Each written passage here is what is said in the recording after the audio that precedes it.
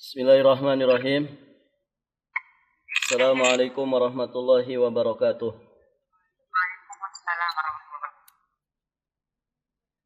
Alhamdulillahi rabbil alamin.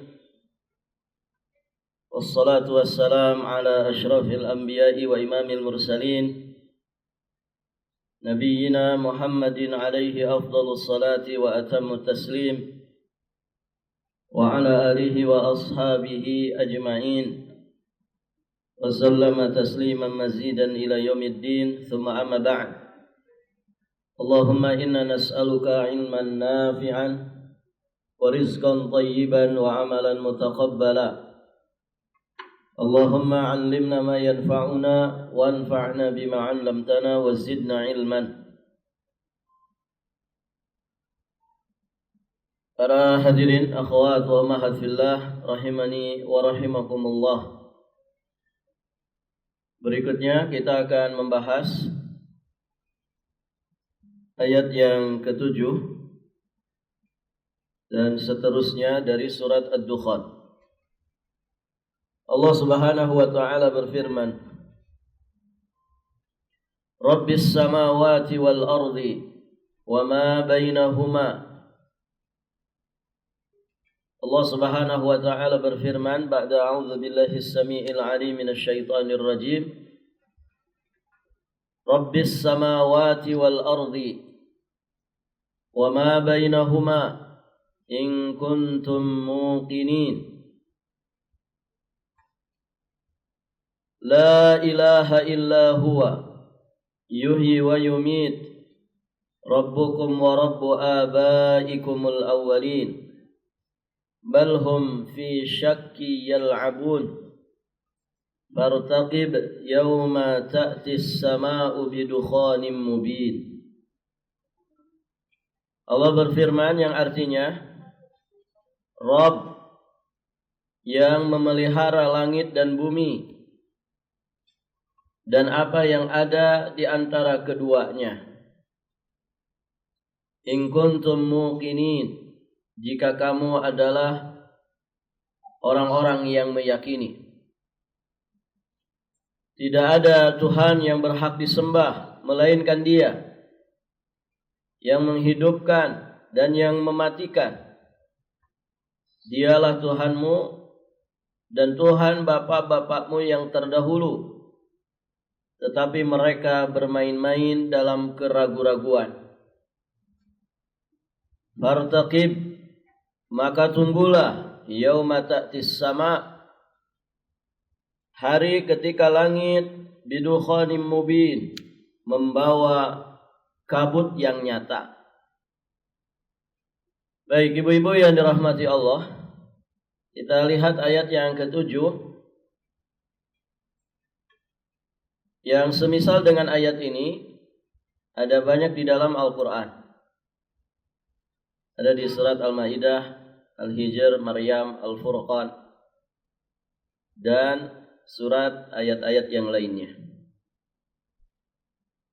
Di ayat ke-7 ini Allah Subhanahu wa taala menjelaskan kembali kemahakuasaannya dan kemahasempurnaannya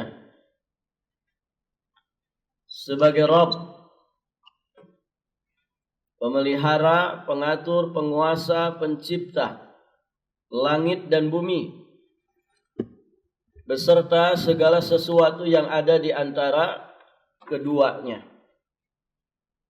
Jadi Allah kuasai apa yang ada di langit,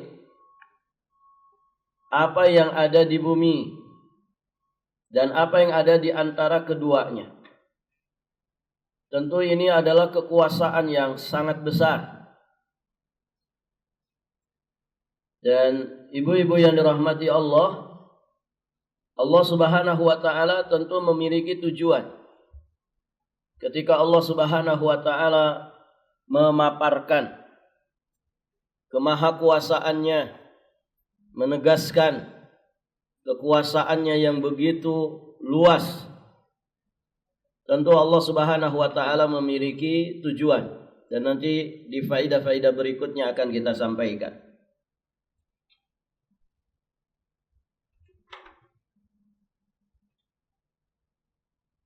Kemudian dari ayat ini kita bisa memahami tentang penetapan nama Allah Subhanahu wa taala Ar-Rabb.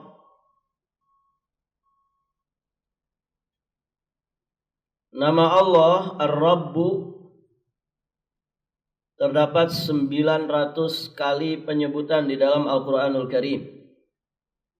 Artinya nama Allah Rabb ini seringkali disebutkan di dalam Al-Qur'an. Sering disebutkan oleh Nabi sallallahu alaihi wasallam, bahkan sering disebutkan oleh kaum muslimin di dalam doa-doa mereka. Baik, ibu-ibu yang dirahmati Allah. Nama Allah Ar-Rabb secara bahasa itu berasal dari kalimat Rabba yarubbu rububiyatan. Ada dua ya asalnya. Bisa dari Rabba yarubbu yang kesananya rububiyah. Bisa juga Rabba yurabbi yang kesananya tarbiyah. Kalau Rabba yarubbu ini makna dari rububiyah. Rububiyah itu mencipta, memelihara, mengatur, menguasai. Tiga ya. Rububiyah itu rukunnya tiga. Mencipta, mengatur atau memelihara, kemudian menguasai. Atau dia berasal dari kalimat Rabba yurabbi yang masdarnya tarbiyah, yang artinya membimbing, mendidik atau mengarahkan. Sehingga dari sini kita memahami bahwa makna rububiyah ini terkait dengan perbuatan Allah Subhanahu wa taala. Allah mencipta, memelihara, mengatur, menguasai, membimbing, mendidik, mengarahkan, atau makna-makna yang semisal.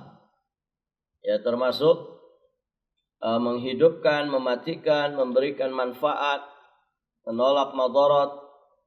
Ini semua kuasa Allah Subhanahu wa taala di dalam rububiyah.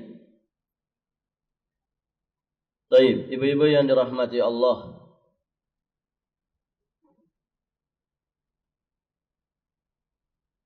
Kemudian di penghujung ayat Allah Subhanahu wa taala menyatakan in kuntum muqinin.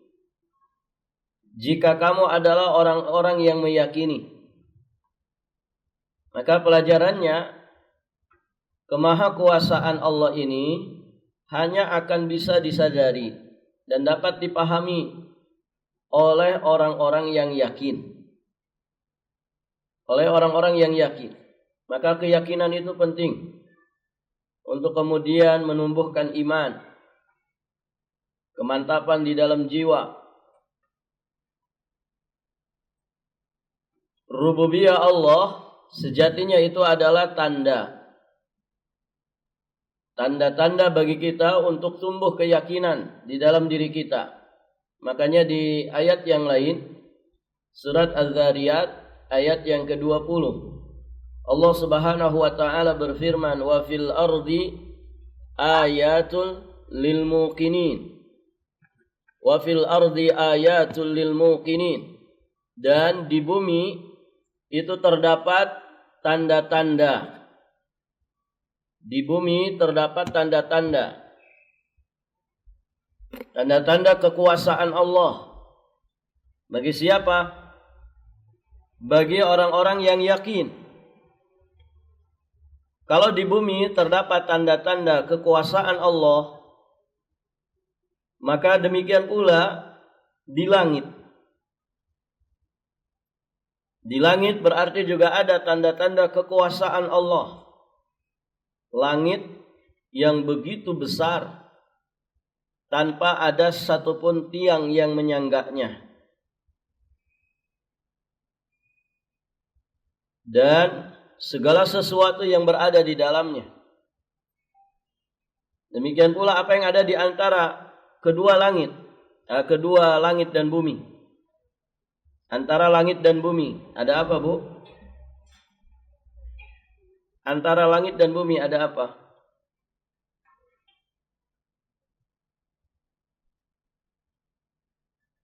Ada yang pernah ke langit? Apa yang ada di antara langit dan bumi? Ya, awan, benda-benda angkasa, ya, bintang gemintang, bulan, matahari, atau apapun itu. Lapisan-lapisan yang itu dikenal di ilmu pengetahuan. Barakallahu fikum. Nah, itu semua menjadi tanda dari tanda-tanda kekuasaan Allah Subhanahu wa taala yang seharusnya seorang mukmin dia benar-benar tumbuh keyakinannya di dalam dirinya tentang keesaan Allah Subhanahu wa taala. Sebagaimana yang Allah Subhanahu wa taala sampaikan di ayat berikutnya.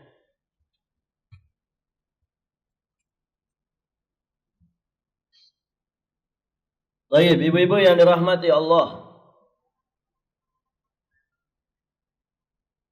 Nah, itulah kekuasaan Allah Subhanahu wa taala di dalam rububiyahnya yang hanya bisa ditangkap oleh orang-orang yang punya keyakinan saja. Di ayat ke-8 dan 9 Allah Subhanahu wa taala menyampaikan la ilaha illa huwa yuhyi wa yumitu rabbukum wa rabbu abaikumul awwalin bal hum fi syakki yal'abun. Tidak ada Tuhan yang berhak disembah melainkan Dia yang menghidupkan dan yang mematikan. Dialah Tuhanmu dan Tuhan bapak-bapakmu terdahulu, tetapi mereka bermain-main dalam keraguan-raguan.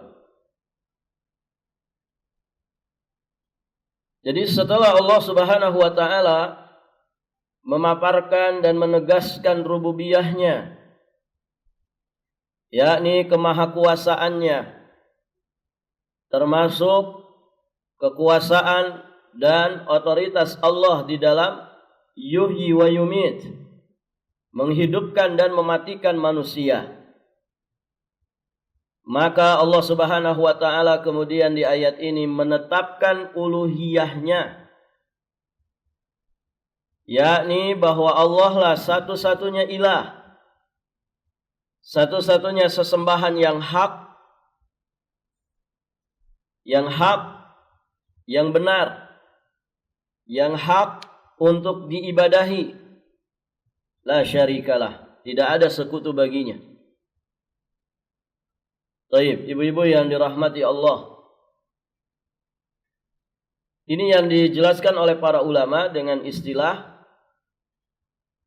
rububiyah tastalzimu ar-rububiyah tastalzimu al-uluhiyah. Bahwa keyakinan rububiyah itu melazimkan, mengharuskan keyakinan di dalam uluhiyah. Jadi kalau orang sudah meyakini rububiyah Allah Subhanahu wa taala, maka seharusnya dia pun tunduk patuh kepada uluhiyah Allah.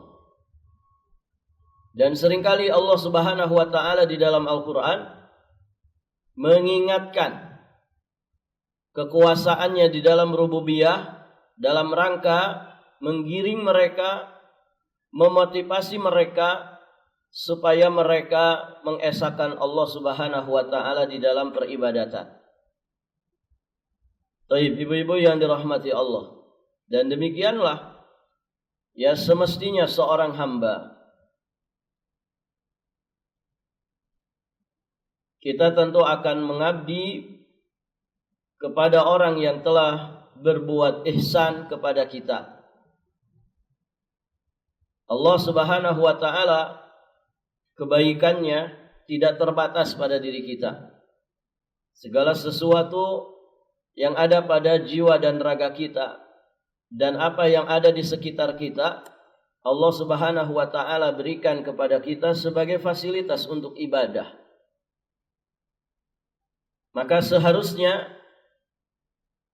seseorang yang menyadari ini, semakin dia kuat dan semangat di dalam beribadah kepada Allah Subhanahu wa taala.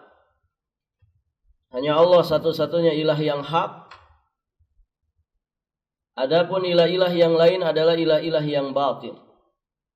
Karena siapapun yang disembah selain Allah, pada hakikatnya mereka menyembah makhluk yang statusnya sama dengan dirinya sendiri. Taib, ibu-ibu yang dirahmati Allah.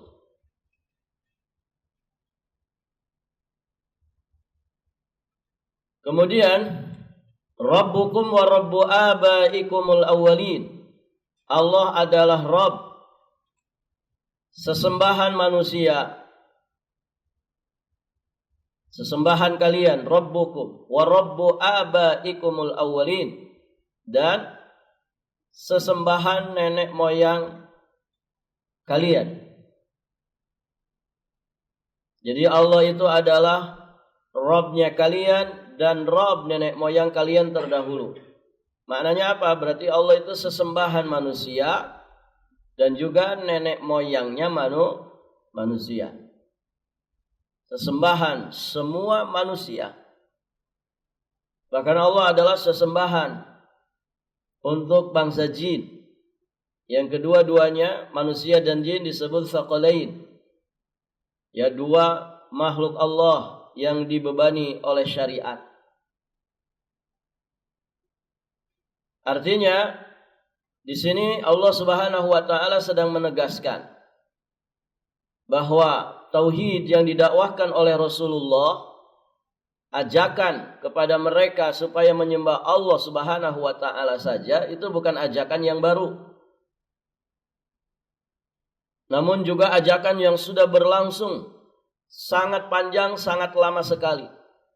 Mulai dari Nabiullah Adam sebagai nenek moyangnya manusia, itu sudah diperintahkan menyembah Allah. Terus turun-temurun secara estafet diteruskan oleh para nabi dan rasul sampai kemudian ke Nabi Muhammad sallallahu alaihi wasallam. Maka ditegaskan di sini Allah yang maha kuasa atas segala sesuatu dengan rububiyahnya. Allah yang kemudian kita diperintah ya untuk mengabdi hanya kepadanya semata, itu adalah Rabb kalian, juga Rabb nenek moyang kalian terdahulu. Begitu. Dan Allah tegaskan di ayat-ayat yang lainnya, di antaranya di surat An-Nas, Qul a'udzu birabbin nas, malikin nas, ilahin nas. Katakanlah aku berlindung kepada Rabb, Rabb-nya manusia, Rabb-nya bangsa manusia yang memelihara, menguasai, menciptakan manusia. Malikin nas,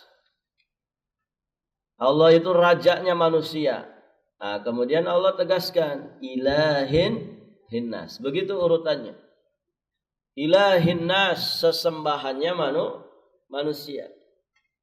Ya, awalnya Allah sebutkan rububiyahnya terlebih dahulu, kekuasaannya di dalam menciptakan, mengatur, memelihara, menguasai, mendidik, membimbing.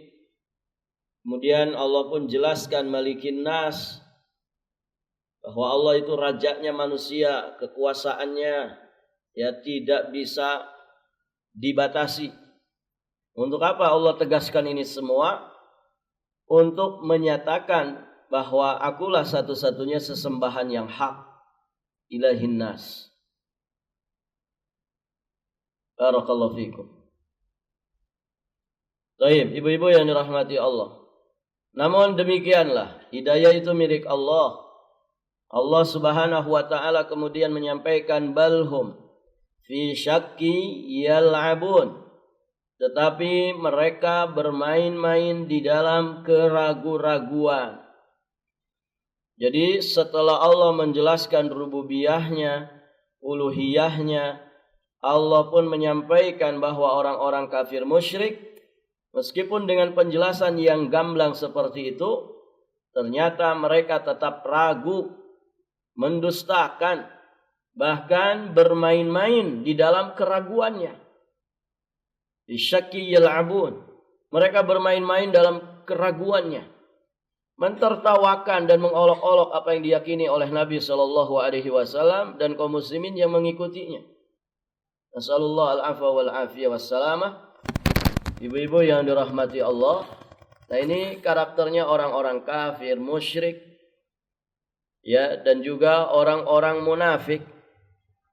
Mereka sering mentertawakan kaum muslimin di dunia.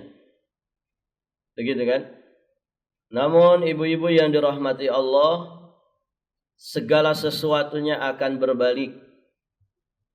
Di akhirat nanti justru sebaliknya. Siapa yang akan ditertawakan? Orang-orang kafir. Siapa yang mentertawakan? Orang-orang beriman. Allah sebutkan itu di surat Al-Mutaffifin.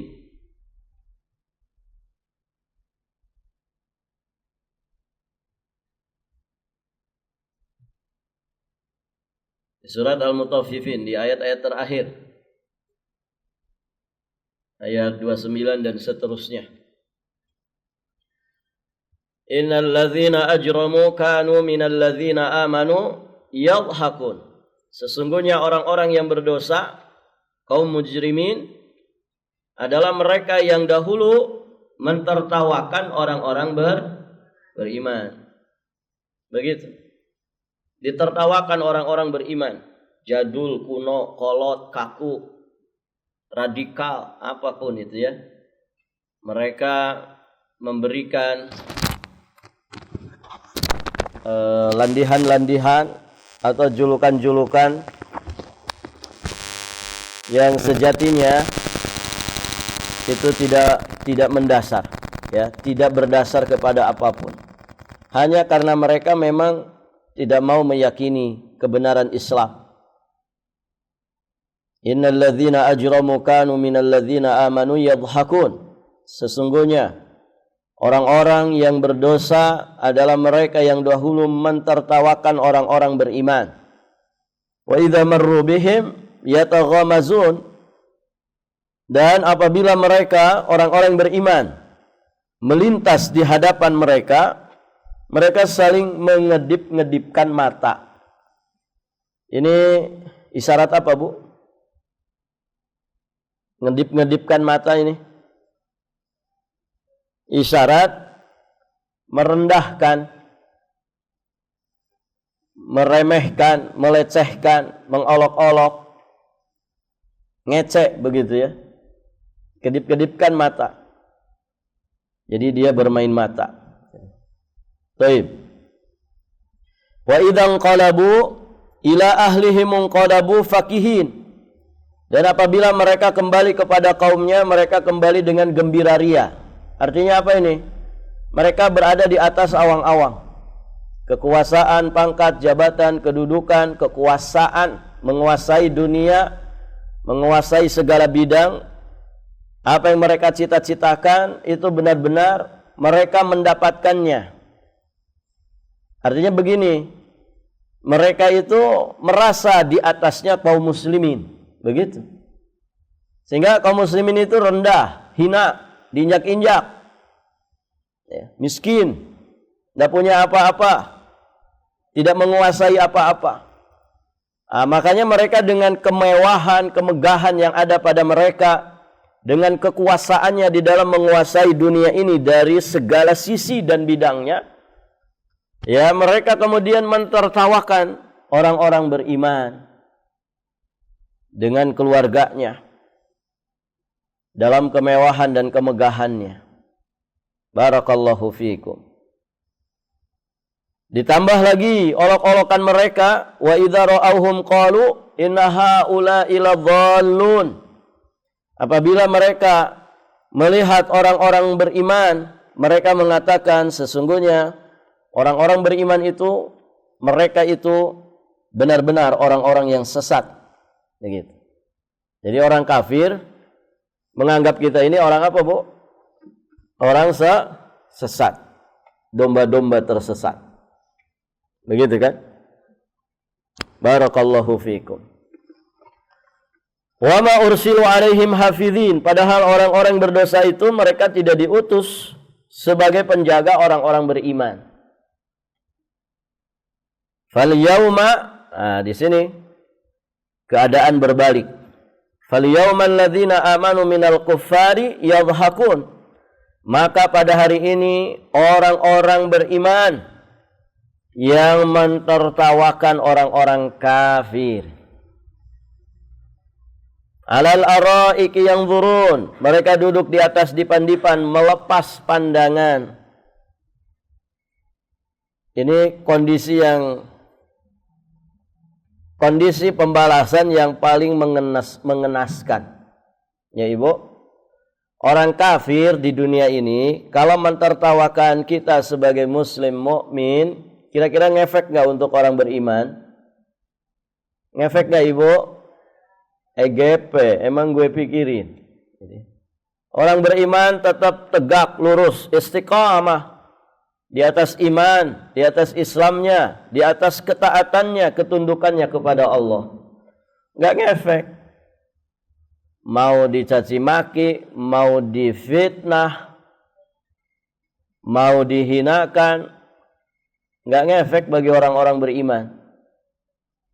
Karena toh Nabi kita yang mulia alaihi salam mendapatkan yang lebih dari kita. Tapi tegak lurus. Tegak lurus. Artinya la yakhafun laumata laim. Orang beriman itu tidak takut dengan celaannya orang-orang kafir yang suka mencela, suka mengolok-olok, suka mentertawakan. Tidak takut. Baik, ibu-ibu yang dirahmati Allah. Mereka mentertawakan kita dengan kemewahan, kemegahan, kekuasaannya. Nggak ngefek sama kita. Nggak ngefek. Baik. Kalau tertawaannya orang beriman mentertawakan mereka di akhirat, ngefek nggak Ibu? Hah? Ngefek tidak kira-kira? Iya. Efeknya ke apa, Bu?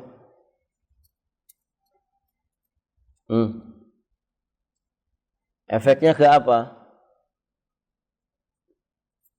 Mereka mentertawakan kita di dunia, mohon maaf ya, nggak ngefek. Begitu. Kita tetap tegak lurus dengan iman dan Islam kita. Biarkan kafilah berlalu, walaupun anjing tetap menggonggong. Kan begitu. Nah, kalau mereka di akhirat nanti ditertawakan oleh orang-orang beriman, bisa nggak ngomong begitu? Bisa nggak ngomong begitu? EGP, gitu ya. Bisa nggak kira-kira orang kafir kemudian tidak memperdulikan? Nggak bisa. Nggak bisa. Tertawaannya orang-orang beriman kepada mereka itu siksaan tersendiri bagi mereka. Sudah jatuh ketiban tangga. Ya, Ibu. Orang beriman diinjak-injak, dilecehkan, diolok-olok, ditertawakan. Oh, dia mah tetap bahagia dengan iman dan amal solehnya. Tapi orang kafir yang sedang ongkang-ongkangan disiksa di dalam api neraka, di mana mereka butuh bantuan, butuh pertolongan, malah ditertawain. Kira-kira ngefek ya Ibu? Ngefek. Ya. Ibu terpeleset ya di rumah, malah ditertawain suami. Mangkal enggak Ibu? Udah nggak bisa bangun ini, sedang terpeleset, jatuh bangun, malah diketawain sama suami. Jengkel nggak Ibu? Jengkel. Ya kan? Begitu. Gambarannya begitu. Tentu ini hanya gambaran di dunia. Ya. Artinya terpeleset jatuh saja, Ibu ditertawain, rasanya dongkol banget ini hati. Apalagi orang ongkang-ongkangan di neraka, sedang disiksa diketawain. Apa istilahnya? Dimampus-mampusin. Mampus loh, rasain. Begitu kan? Itu siksaan tersendiri bagi mereka. Siksaan tersendiri bagi mereka. Makanya para ulama menyampaikan siksaan bagi ahli neraka itu tidak hanya menimpa fisik saja, tapi juga menimpa batin mereka. As'alullah al-afwa wal afiyah wassalamah fid dunya wal akhirah. Nah itu ibu-ibu yang dirahmati Allah. Jadi begitu orang-orang kafir, musyrik. Mereka bermain-main di dalam keraguan mereka. Bermain-main di dalam keraguan mereka. Mereka sering mentertawakan, mengolok-olok apa yang diyakini oleh kaum muslimin. Dan itu berlaku sepanjang zaman. Modelnya mesti sama. Dan begitu. Di masa-masa sekarang aja kan begitu. Ibu-ibu yang dirahmati Allah. Mereka ngolok-ngolok. Sudah banyak kasusnya. Ada yang bakar Quran, nginjak-nginjak Quran. Begitu kan? Ada yang kemudian melecehkan wanita berhijab. As'alullah as-salamah. Nah begitu. Jadi pendahulunya ada. Mereka dalam keraguan itu bermain-main. Maka kemudian Allah Subhanahu wa taala pun memperingatkan dan memberikan ancaman kepada mereka dengan firman-Nya di ayat ke-10 dan seterusnya. Kata Allah Subhanahu wa taala, "Fartaqib yauma ta'tis sama bidukhanim mubin." Kata Allah Subhanahu wa taala, "Fartaqib." Tunggulah. Maka tunggulah pada hari ketika langit membawa kabut yang tampak jelas. Yaghshan nas, hadza adzabun alim. Yang meliputi manusia, inilah azab yang pedih. Nah, ini ancaman dari Allah Subhanahu wa taala. Barakallahu fikum. Ancaman ini insyaallah nanti kita bahas di kesempatan berikutnya. Jadi tidak ada satupun pembangkangan, pendustaan, pengingkaran yang dilakukan oleh manusia, melainkan akan berdampak buruk kepada diri mereka sendiri. Ya, seperti yang mereka lakukan di sini, kemudian Allah berikan ancaman. Fartaqib yauma ta'tis sama bidukhanim mubin. Maka tunggulah pada hari ketika langit membawa kabut yang tampak jelas, yang meliputi manusia. Inilah azab yang pedih. Jadi kejadian peristiwa kiamat yang hanya akan dirasakan oleh seburuk-buruk manusia itu sejatinya sudah menjadi azab bagi mereka. Ya kan? Tersiksa ibu. Orang kalau menyaksikan kiamat itu tersiksa. Nggak usah kiamat lah. Orang kalau misalkan waliyadzubillah tsumma na'udzubillah, misalkan la qaddarallahu alaina, orang itu mendapatkan musibah bencana alam, gitu ya, kasih gempa saja sedikit saja, goncangan sedikit dengan durasi yang juga tidak sampai 1 menit, lihat bagaimana orang kesusahan, bagaimana orang kemudian layak mendapatkan bantuan. Itu baru sedikit sekali.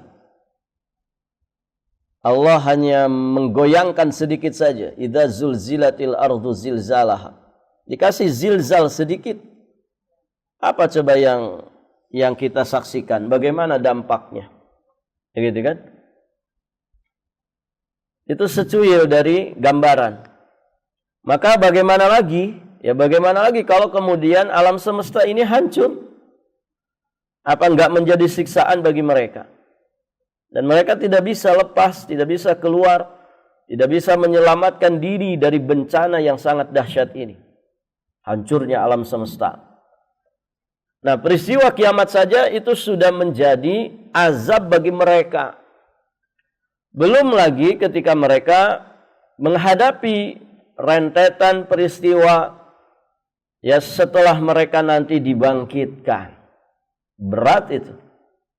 Bagaimana mereka kepanasan ketika matahari didekatkan. Bagaimana malunya mereka ketika kemudian dipermalukan di hadapan seluruh makhluk Allah. Dipanggil dengan panggilan yang sejatinya itulah karakter buruk mereka ketika di dunia. Ainal jabbarun, ainal mutakabbirun. Mana dulu orang-orang yang pongah, mana dulu orang-orang yang sombong, mana dulu orang-orang yang angkuh, dipermalukan di hadapan manusia. Belum lagi ketika mereka dihisab dengan hisab yang susah, dengan hisab yang berat. Ini semua rentetan siksa. Sebelum akhirnya mereka finish di siksaan yang lebih dahsyat lagi, namanya siksaan api neraka. Ini semua adalah ancaman bagi mereka. Dan kasih sayang Allah yang menghendaki, menginginkan mereka supaya kembali ke jalan iman, supaya mereka kembali ke jalan Islam. Allah paparkan semua ini, nggak ada yang ditutup-tutupi. Jadi apa dampak buruk akibat dari kekufuran, pembangkangan, pengingkaran kalian? Itu sudah Allah jelaskan. Nanti begini loh, kalau kamu begitu, nanti kamu dampaknya begini di akhirat. Nggak ada yang ditutup-tutupi oleh Allah. Semuanya dijelaskan. Kalau kamu milih jalan ini yang akan kau dapatkan. Kalau kamu milih jalan yang itu, ini loh yang akan kau dapatkan. Semuanya sudah gamblang dijelaskan oleh Allah Subhanahu wa ta'ala. Sehingga nanti ketika mereka tidak mau kembali ke jalan yang benar, tidak mau mengikuti petunjuk Allah dan Rasulnya, akhirnya mendapatkan siksa. Fala yalumanna illa nafsah. Jangan celah siapapun kecuali diri mereka sendiri. Ya. Sudah dikasih jalan-jalannya. Apa yang akan didapatkan, ya, konsekuensi yang didapatkan ketika memilih jalan-jalan tersebut. Ini semuanya sudah dijelaskan. Dampaknya, finishnya nanti akan di mana? Semuanya sudah Allah Subhanahu wa ta'ala jelaskan. Maka ibu-ibu yang dirahmati Allah dan Rasulnya tidak henti-hentinya memberikan peringatan, ya, supaya orang itu sadar, supaya orang itu mau kembali ke jalan yang benar. Kita pun demikian, ya. Sekeras-kerasnya hati kita, insya Allah kalau terus disirami, terus ditetesi dengan tetesan-tetesan wahyu ilahi, insya Allah suatu saat nanti kita akan mendapatkan efek baiknya. Itulah hidayah Allah Subhanahu wa ta'ala yang menjadi dambaan setiap manusia, yang kalau dia bawa sampai kemudian dia bawa mati, insya Allah hidayah Allah ini akan menjadi wasilah kebahagiaan dan keselamatan bagi dirinya. Baik, ibu-ibu yang dirahmati Allah, sampai di sini dulu pelajaran kita. Insyaallah ta'ala di kesempatan berikutnya nanti kita lanjutkan. Baik, ibu-ibu yang dirahmati Allah, alhamdulillah sampai di sini pelajaran kita. Semoga apa yang disampaikan bermanfaat. Insyaallah ta'ala nanti kita lanjutkan di kesempatan berikutnya biidznillah ta'ala. Akhir da'wana alhamdulillahi rabbil alamin. Subhanakallahumma bihamdik, asyhadu an la ilaha illa anta astaghfiruka wa atubu ilaik. Assalamualaikum warahmatullahi wabarakatuh.